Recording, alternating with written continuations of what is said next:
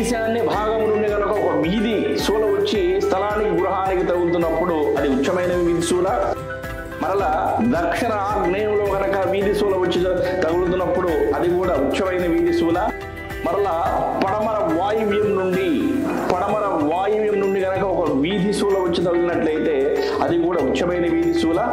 మరలా ఉత్తర ఈశాన్యం నుండి కనుక ఒక తూర్పు ఈశాన్యం వీధి పోటు తగులటం వలన అభివృద్ధి చెందుటకు, దక్షిణ ఆగ్నేయం వీధి శూల తగులటం వలన అఖండ ఘన విజయములు రావట కొరకు. అఖండ ఘన విజయములు అంటే ఏంటి?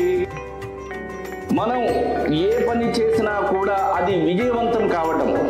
తర్వాత పడమర వాయువ్యం వీధి పోటు కనుక తగిలితే పేరు ప్రఖ్యాతులు రావటం, సంఘములో గౌరవ మర్యాదలు రావటం, పెరగటం.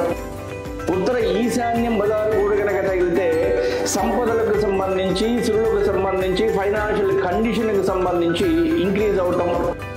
అంటే మనం చేసేటువంటి పనికి సంబంధించి ఒక 100 రూపాయలు